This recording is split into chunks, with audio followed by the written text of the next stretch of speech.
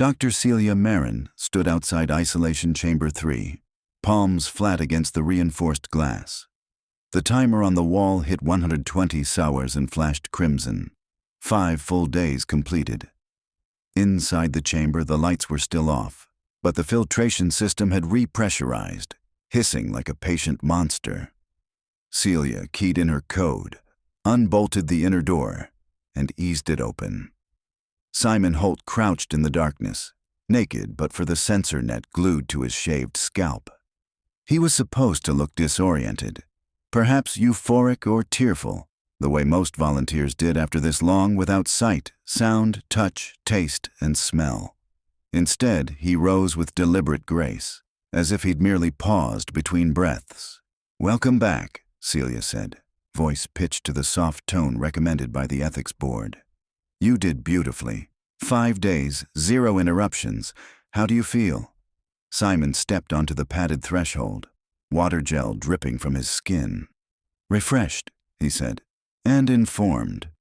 Celia beckoned the medtechs. They wrapped him in a heated robe and began removing electrodes, but Simon's attention stayed on Celia. His irises looked darker than she remembered, though the medbay fluorescents were the same cold white. "Informed about what?" she asked, guiding him toward the recovery suite. "About the void," Simon said. "It speaks. If you listen long enough, it explains how flimsy the weave of things really is." He smiled, the expression too wide, like a child showing adults a secret map. "It taught me how to pick out threads." Celia noted the comment in her mental log, hypergraphia, common hallucination themes, but her fingers twitched over the tablet screen. Simon didn't sound delirious. He sounded calm. They ran vitals, hydration assays, EEGs, all indicators within norms, a minor elevation in dopamine, but that was expected. After the tests, Celia sat with him in the observation lounge while her intern, Javier, fetched protein shakes. Simon traced the rim of his cup. "Tell me, Dr. Marin, how many people work on this floor?" Celia almost laughed. 23 including overnight security. Why?" Simon's eyes glimmered. "Seems crowded, doesn't it? The void prefers simplicity." He turned his head toward the corridor. "Maura?" he called. Footsteps approached. Maura Kessling, junior technician, ponytail bobbing, clipboard in hand. "Need something, Dr. Marin?" Before Celia could answer, Simon whispered, "Watch." His eyelids lowered, lips parted as if inhaling invisible dust. Then he said, almost kindly, "I forget you, Maura." A chill skittered across Celia's scalp. For a heartbeat, nothing happened. Maura's eyebrows knit. She opened her mouth, to protest, to joke, but whatever thought she had seemed to slide away. Her gaze clouded, features blurring into a mask of unfocused curiosity. Then she turned and walked down the hall, clipboard dangling. Celia swallowed. "That was rude," she told Simon, forcing a chuckle. She rose, intent on apologizing to Maura for the volunteer's behavior, but the corridor was empty. At the far end, Javier stepped off the lift, carrying 2 shakes. "Chocolate or vanilla?" he called. "Where'd Maura go?" Celia asked. Javier blinked.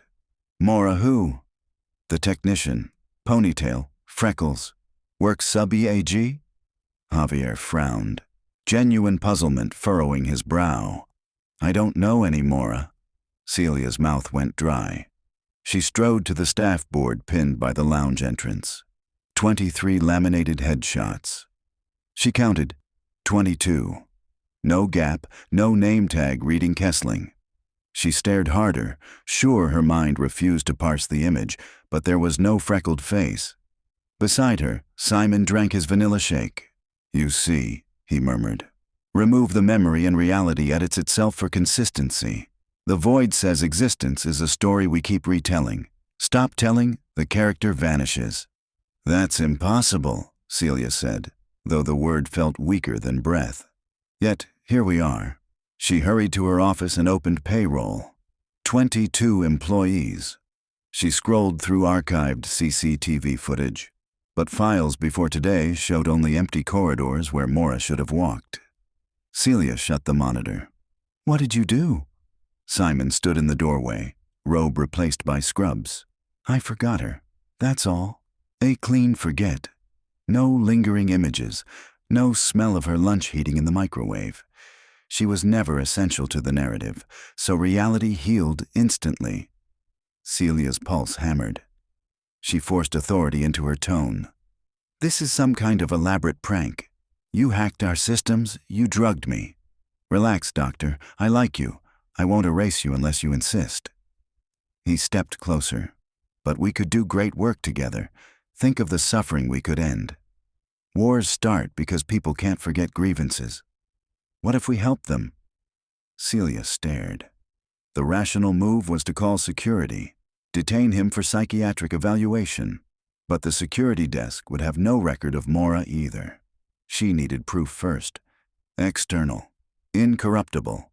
A physical logbook, maybe. Something no digital rewrite could touch. "I need air," she muttered, brushing past him. In the stairwell, she pressed her forehead against cool concrete. 5 days of deprivation could generate acute psychosis. Shared delusion, however, required 2. Unless she was the only one deluding. She pinched her forearm until bruised, but sensation remained sharp. A tap sounded behind her. "Javier." "Dr. Marin, you okay?" She hesitated, choosing words carefully. "Hypothetically, Javi, if someone could erase a person by forgetting them, how would we stop them?" He chuckled. "Sounds like a Black Mirror episode." Then his face softened. "You're under a lot of stress. Maybe talk to Dr. Song?" Before she could answer, a voice drifted down.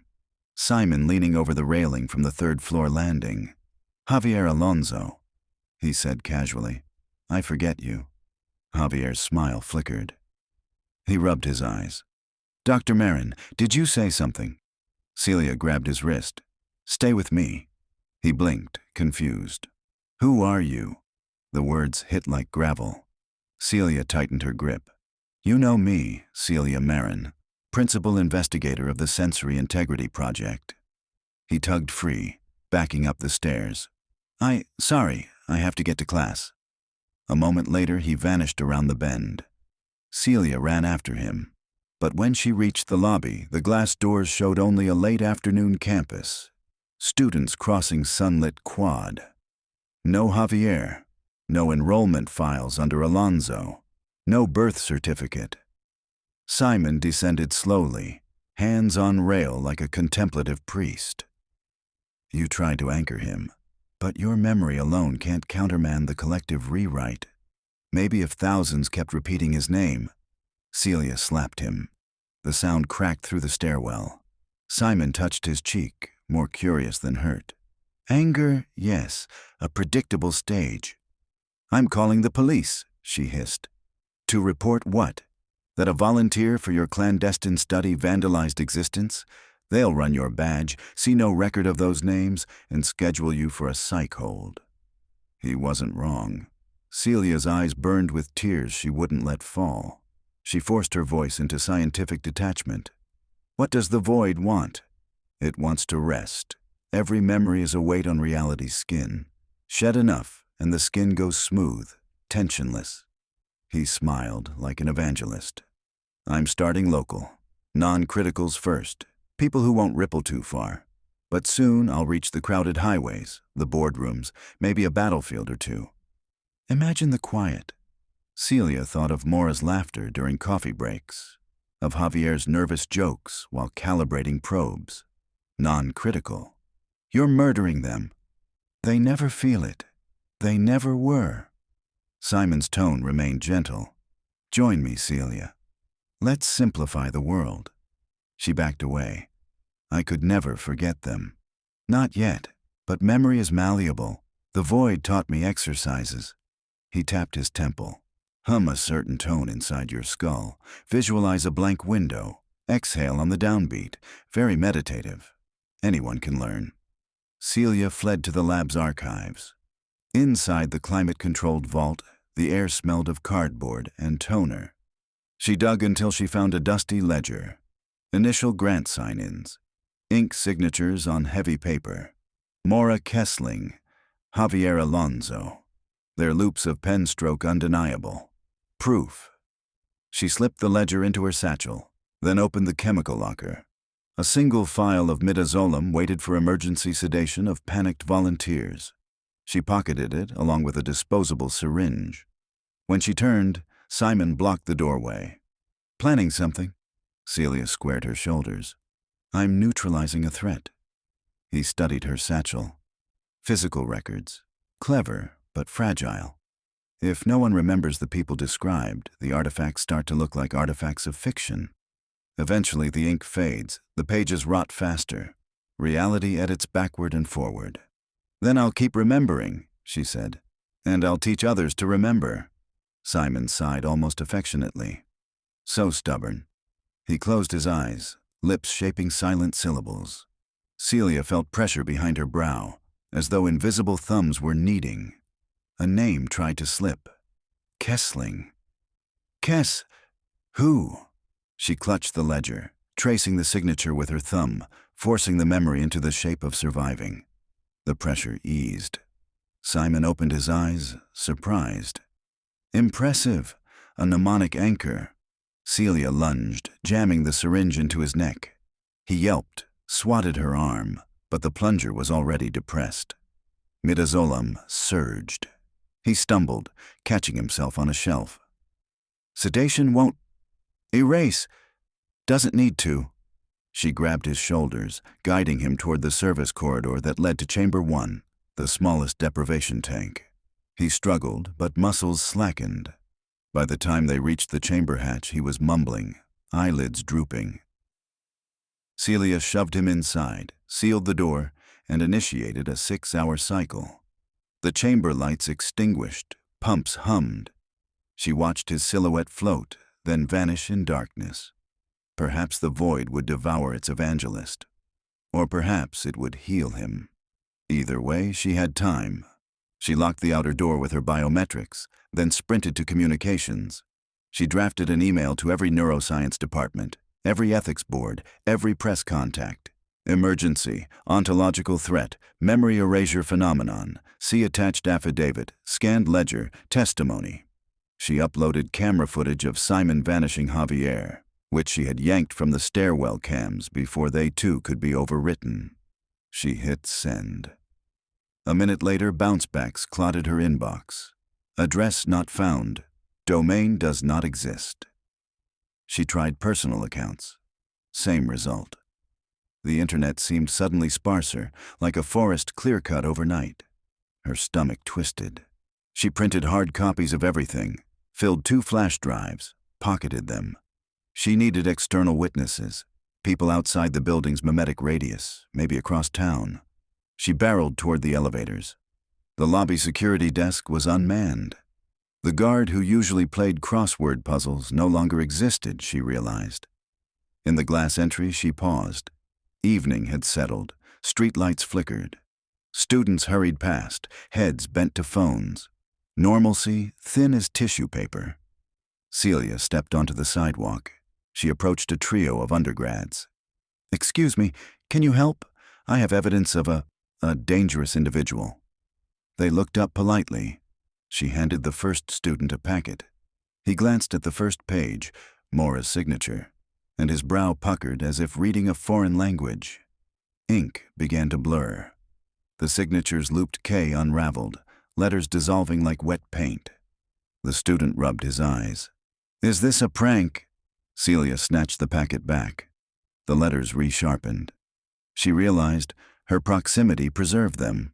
Others perceived only nonsense. She was becoming an island of contested reality. A buzzing vibrated her pocket. Her phone alarm. Tank cycle parameter change. She hadn't set any alarm. She swiped the notification. On screen, the deprivation chamber's internal sensors displayed heart rate steady, respiration calm. Then, a new data string scrolled. "Remembering you now." She spun. Simon stood at the building's glass door, damp scrubs clinging, eyes black in the reflection. How had he escaped? He lifted a hand, pressed it against the pane. The alarm on her phone mutated into a low hum, the same interior tone he'd described. Celia felt names inside her skull begin to melt. "Celia Marin," Simon said, voice muffled through glass. "I forget you."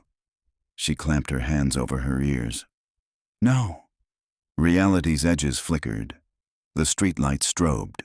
Students froze mid-stride, outlines quivering. Celia focused on her own existence. She was 5'9", born June 3rd, shared a bunk with her twin in Chicago, chipped front tooth from ice skating, dedicated 14 years to neuroscience. She repeated her life, chanting aloud. Simon frowned. He pushed the door open. As he stepped outside, wind gusted, scattering leaves that hadn't been there a heartbeat ago. He approached, palm extended like a mesmerist. "You're stronger than most," he admitted, "but strength is lonely.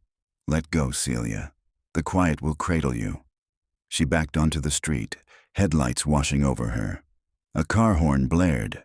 A sedan screeched to a halt inches away. The driver shouted, but Simon exhibited no startled response. He kept advancing. Desperate, Celia rifled her memories for anything he might not want forgotten. And there it was, the void itself. If he depended on that knowledge, perhaps threatening its memory would unbalance him. She lifted the syringe, still half filled with saline. "Another step and I forget the void," she warned. Simon halted, perplexed. "You can't. It imprinted on you when you read my data charts." "Watch me," she said, and forced her mind to a blank wall, envisioning white paint covering the concept. Sensory deprivation, abyss, instructions. She felt a cold suction as something vast tried to cling, but she shoved harder, painting over words, over images of floating in black saline. In that instant, she truly forgot, felt the memory tear loose and swirl away. Simon gasped. His posture sagged, like a puppet whose strings frayed. "What did you do?" She saw fear ignite in his eyes, first emotion other than serene certainty. "Without the void," he whispered, "I lose the map." Celia advanced. "Release them! Bring Mora back! Bring Javier!" He shook his head, panicked. "I don't remember how." The street trembled. Buildings wavered like reflections in disturbed water. Pedestrians flickered. The sky dimmed to ashen gray. Celia realized the void had been a stabilizer as much as a weapon. She had yanked the keystone from a half-built arch. Reality groaned. "I only erased a few thousand," Simon said, voice cracking. "But the pattern propagates. Holes breed holes. It's unraveling." "Then help me remember," she shouted. He stared at her as if she stood at the far end of a collapsing bridge. "I can't even remember my own mother," he whispered. Celia reached for him, but wind tore between them, hot and sucking. Simon's outline shredded into charcoal strokes, dissolving upward like smoke. His mouth formed her name one last time. Then he was gone. Silence struck, thick, ringing, absolute. Celia stood in the deserted street. No cars, no lamps, no buildings. Only a flat plain under starless sky. The ledger in her satchel felt heavy, the ink within faintly glowing, the last archive of the erased. She opened it, touched the signatures. Each name pulsed like a heartbeat. She began to read aloud. Maura Kessling, tissue engineer, lover of mint tea. As she spoke, the darkness ahead rippled, hinting at shape. A corridor, a clipboard, a smile. She turned the page. Javier Alonso, age 24, nervous laugh that cracks on high notes.